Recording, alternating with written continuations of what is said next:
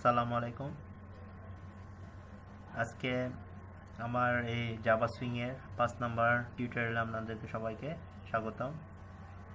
আগের লেকচারগুলোতে আমরা দেখেছি কিভাবে ফ্রেম ক্রিয়েট করতে হয় এবং ফ্রেমের সাইজ দিতে হয় কিভাবে, এবং দেখেছিলাম ফ্রেমের আইকন কিভাবে সেট করতে হয়। তো আমরা এগুলো আগের লেকচারে দেখেছিলাম। তো আজকে আমাদের এই জাভা সুইং এর 5 নাম্বার লেকচার আমরা দেখব কিভাবে একটা ফ্রেমের ব্যাকগ্রাউন্ডটা চেঞ্জ করতে হয়। তা আমরা আমাদের এখন নেটবিনসে যাই, ওখানে গেলে বুঝতে পারবেন আপনারা। এটা হচ্ছে আমাদের আগের কোডটা, যেটাতে একটা ফ্রেম ক্রিয়েট করেছি, ওইটার সাইজ দিয়েছি এবং শেষে আমরা ফ্রেমটার আইকন সেট করেছি। তো আজকে দেখব কিভাবে ফ্রেমটার ব্যাকগ্রাউন্ডটা চেঞ্জ করতে হয়। আমরা প্রথমে একটু রান করে দেখি। ওটা রান করলাম। তো আমাদের এই ফ্রেমটা ক্রিয়েট করেছিলাম। তো আজকে এই ফ্রেমে এই হোয়াইট যেটা আছে, এটা সাধারণত হোয়াইট না, এটা লাইট গ্রে হিসেবে পরিচিত কালারটা। তো আমরা এই লাইট গ্রে না দিয়ে আমরা আমাদের পছন্দ মতো একটা কালার দিব এই আমাদের এই ফ্রেমের অংশটুকুতে। তো আমরা কোডে যাই। প্রথমে আমাদের যেটা নিতে হবে, আমরা একটা প্রাইভেট কন্টেইনার ডিক্লেয়ার করব। এটা বলতে সাধারণত কন্টেইনার ইউজ করেছি আমরা যে হোয়াইট রান করি। আবার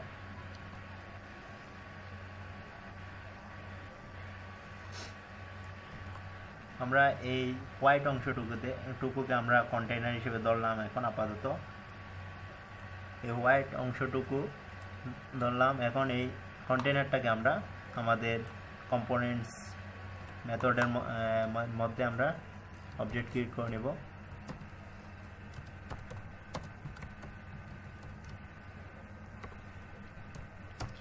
অবজেক্ট ক্রিয়েট করার পর আমাদের যে ফ্রেমের ব্যাকগ্রাউন্ড চেঞ্জ করতে হবে, ওই ফ্রেমের কন্টেন্ট পেনটা আমরা নিয়ে নিব কন্টেইনারের মধ্যে। তো আমরা লিখলাম C equal this dot get content,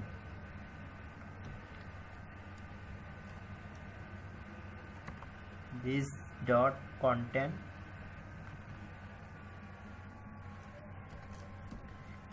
pen. তো আমরা কন্টেন্ট পেনটা নিলাম কন্টেইনারের মধ্যে। এখন আমরা ওই কন্টেইনারের ভিতরে যেমন একটা কন্টেইনার আছে, আমাদের একটা পটের মধ্যে যে কালারটা আমরা ভিতরে রাখবো, ওই কালারটা আমরা এখন কন্টেইনারের মধ্যে দিব। তো আমাদের কন্টেইনারটা হচ্ছে সি ডট সেট ব্যাকগ্রাউন্ড। আমরা যেটা ব্যাকগ্রাউন্ড চেঞ্জ করবো, ওই জন্য ব্যাকগ্রাউন্ড